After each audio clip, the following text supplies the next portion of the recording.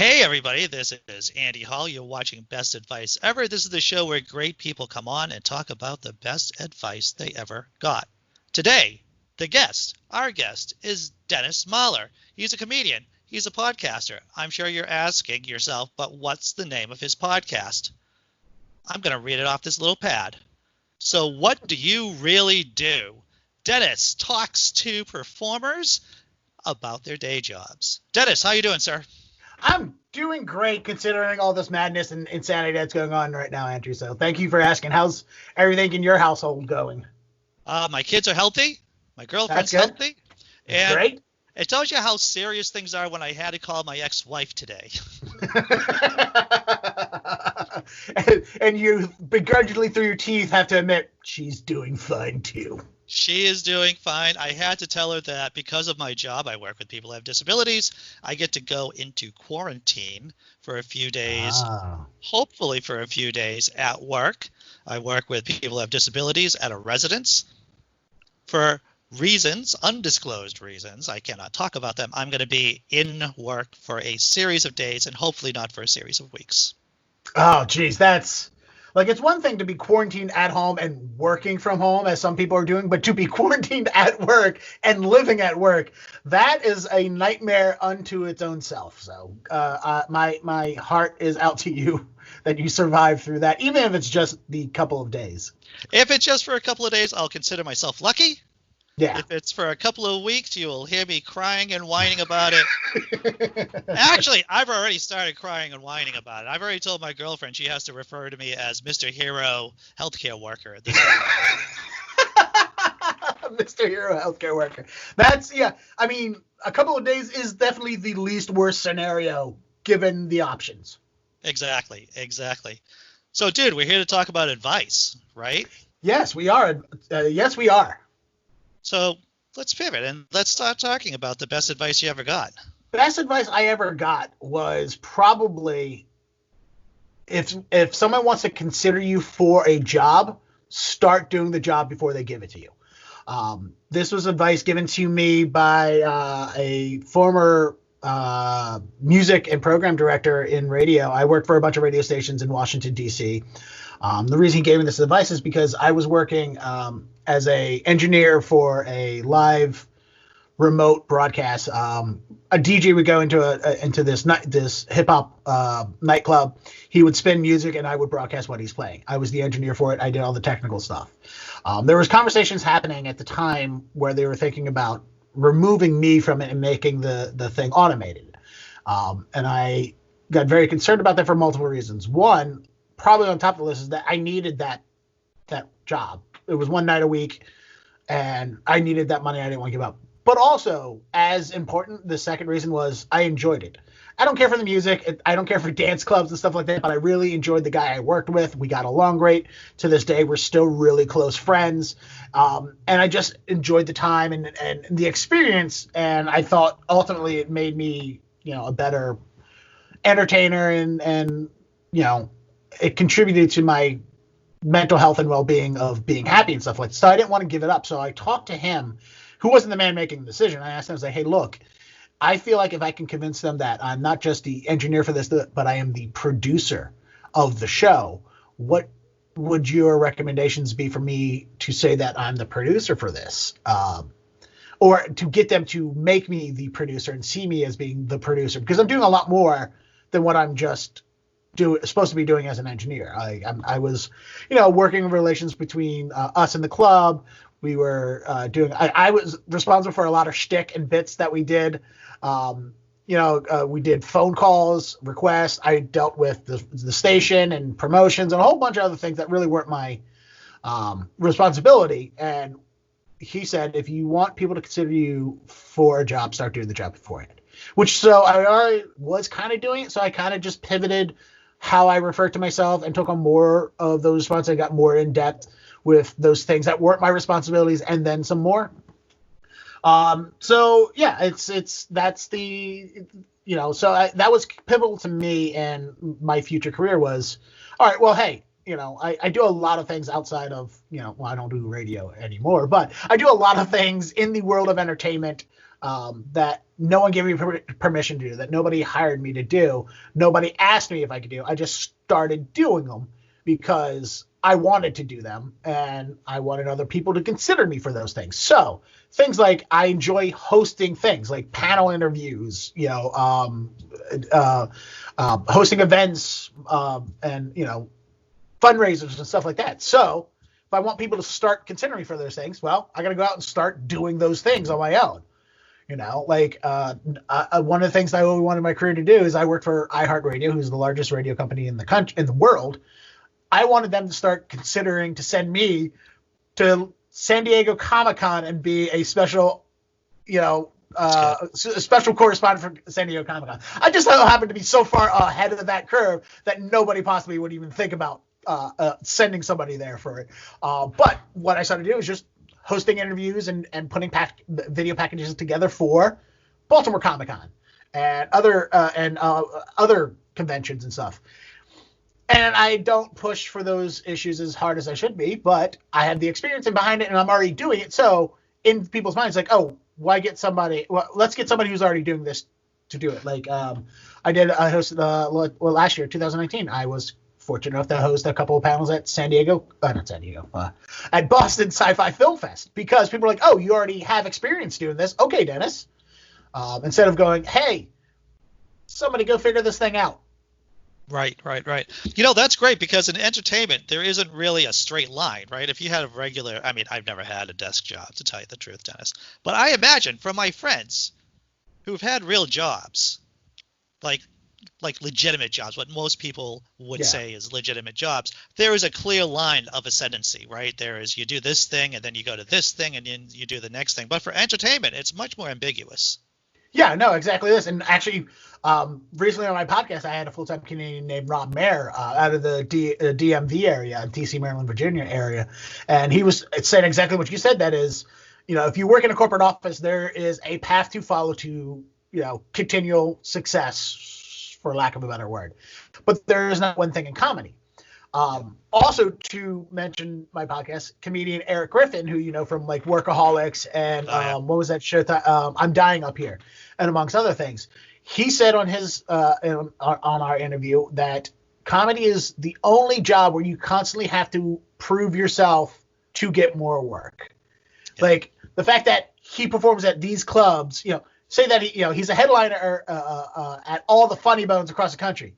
Well, now at the Improvs, but now he has to prove to all the Improvs that he is also worthy of being a headlining comedian. There's nothing in your record that ever says, hey, to new employees, hey, new employers, hey, I'm qualified for this job. It really is a meritocracy. It's a meritocracy in ways that other fields aren't.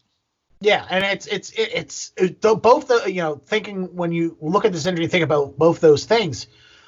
Oh boy, why are any of us in it when you know it's that much of a struggle? Like I'm also, well, not now, but I did the full-time entertainer thing for after I left iHeart. After I was thrown out of the building of iHeartRadio, I went and was a full-time entertainer for over a year, much to my financial detriment. But the full-time job I have that I'm furloughed from now is very much a corporate office standard environment with, fluorescent lights and cubicles and, hey, everybody, it's Karen's birthday. Let's sign this card for it. Nobody tell Karen.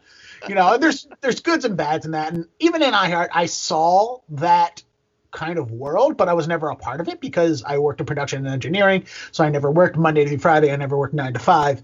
I had very little to no contact with the people that worked in that suit and tie, cubicle and fluorescent lighting environment. And also even to them, it's still different compared to others because you have celebrities coming in. We have a lot more going on in the building than what you would in a normal office environment. And now that I'm in that office environment, I'm so glad that we have a drop ceiling because it'll never support my weight. Like it is an abysmal place for me to be. I found out that I do not do well in a environment that is not stereotypical. What's the word I'm looking for? That is consistent. Yeah. I love that every day of my life is different. When I first worked in radio, every day of my life was different. Sure. Every time I go to work, something different's gonna happen. Even though there are some similarities and consistencies, it's still a different day every day. Whereas you go to an office, like when I moved here to Massachusetts, and I moved here to do traffic reports, and while I was here, the thing that hit me, like after a couple weeks of working here, it was the first time I had a very set hours, Monday through Friday, 9 to 5, and I'm sitting on, the T taking it to work, and I look around and I just realize sometimes, like, man, I'm going to see these same people every day at the same time, taking the same trains, the same buses to work, and I'm going to do this consistently, and oh my God, I'm having a panic attack. Like, I literally had a panic attack on the T because I realized that my life was going to be consistent. So I don't do well in that environment. People who are comedians are definitely ducks that don't walk with the other ducks. Mm-hmm. They're just a different crew altogether. And I, like I said, I've never had a job that I've had to take the train, show up consistently with a normal job. I've never had anything like that. So, dude, when you think about doing the job before you get the job, do you find other people get hung up on that because they may not be getting paid for getting more money? They're not getting paid more for doing the extra work. That's an interesting question, because I think the groups of people that would be affected by that statement are split directly in half. You have people who will never improve their situation because they're like, oh, if it's not my responsibility, I'm not going to do it. Yep. And they're not wrong in that thinking. However, there's the other half of people that will be, oh, I'm going to do this regardless of pay because it is what should be required of me, or because I want to do that. Right. So I think there are those. I think those two groups of people are literally split down the middle. I think it's an equal number. I would love to say that it's skewed one way or the other, but I don't think it really is in my experience with people, because, conversations wise, we've had that thing. And I think what bolsters the half of people that are like, I'm going to do this whether I get paid for it or not.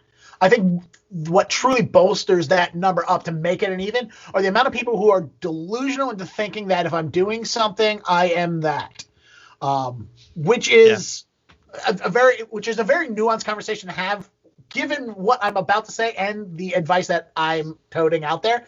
And that is let's use the world of comedy as an example of that. There are people who believe if you do one open mic, you're now legally allowed to call yourself, for purpose of hyperbole, you're legally allowed to call yourself a comedian. I don't agree with that one iota. Look, if I went to one med school class, I don't start calling myself a doctor. Now, Dennis, are you equating comedians to being a doctor and all that? No, they're fucking analogies, people, okay? It's not apples to apples here. All right, let's talk about these things. In comedy, even in acting, hey, you take one acting class. No, you're not an actor. Hey, I took saxophone in middle school. I'm a musician. Ease up there. And my criteria for being able to call yourself that is not being paid professionally to do that. That is not what I also consider the mark of. It's your experience and dedication to the craft. I prior to being the producer for this live club mix show that we did, I was doing things that were beyond my scope of my requirements as an engineer, and I was doing things that were more considered to be a producer's role, even though there was no producer for the show. I didn't consider myself a producer. When I started considering myself the producer of the show is when I actively started doing these things to be the producer. Mm-hmm. When I was doing these things to the point of, oh, I'm going to consider that you're doing this now. Like, if somebody didn't know me prior to all the work I did and just met me one day and they're like, oh, so what do you do? Produce this show? If they look at what my work is and they go, oh, you're clearly doing the things that a producer does, And again, there's a nuance in there. It's like, just because you're doing those things don't mean you are that thing. So I think that's what boasts of those numbers, because I think majority of the people in this world don't necessarily want to be doing the thing that they're not required to do. And that's not a bad place to be. That is no way saying that those people are lazy or worthless or selfish or any of those things. No, they're right. there's I can't right now think of things that are required of me. It's really difficult to be aggressive and to get what you want without being a floor mat to people, without being taken advantage of by the system or by people around you. It's a very fine line to do. Yeah. You're exactly right. There is a fine line of going above and beyond and being taken advantage of. I think that's ultimately what maybe the vice should be is, do more than you're expected of, but don't be taken advantage of. And it's a hard line to toe. It's a very hard line to toe. And that's a thing that has come up a lot at the new day job. That conversation of if you continue to go above and if you continue to do the things that are not required of you, they're going to expect it of you, and they will take advantage of you because of it. And I feel that that's one of the big problems with the job that I am currently furloughed from, and I think makes it a bad environment, is that there is no pushback on things that we shouldn't be doing. Like when they asked us to do things that are outside of what our contracted requirements are, when we do things outside of that, should be seen as us being it should be seen as us going above and beyond, and not a requirement of us. Exactly. One of the things my manager keeps saying is like used to say was basically something along the lines of always do what is asked of you. Nah, that's not what he says. I kind of trapped myself in a corner here without saying too much things, but basically he, customer service, like he pushed customer service to our client company that we worked for. And my thing was, look, we shouldn't be expected to be going above and above. We should be rewarded for going above and beyond. And that was inherently the problem, is that when we would do things that are above the level of customer service, we weren't rewarded for it. We were basically said, no, exactly.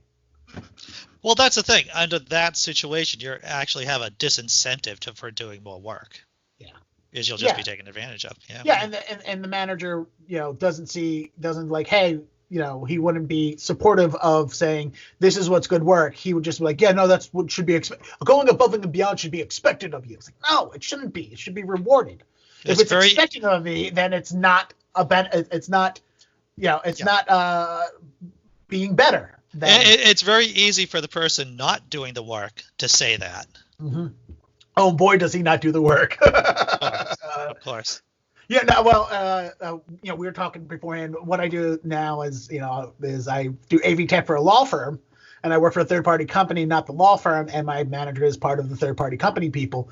And they added these, the company I work for does mailroom, print services, conference room setup, management, and now AV tech as of a couple years ago. And so they took a guy who was in charge of mailroom and printing, which he's very good at managing and organizing all that stuff, but knows nothing about the world of AV tech and is not computer savvy whatsoever, which is not a necessity in my industry, but goes a long way and is very helpful being computer competent. Sure, definitely. And just he's micromanages and he's getting in the way of things, and my supervisor, however, is a guy who went in the industry, grew up in sound and tech and all that stuff, and he's very smart and understanding. And him and I have been talking, and before all this happened, him and I were talking, and one of the things that he said to me was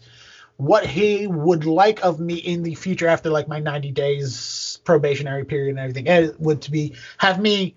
And he didn't use this word. I use this word because I think it sounds great. I wanted my new title in the AV department to be the AV quartermaster. Oh, I like that.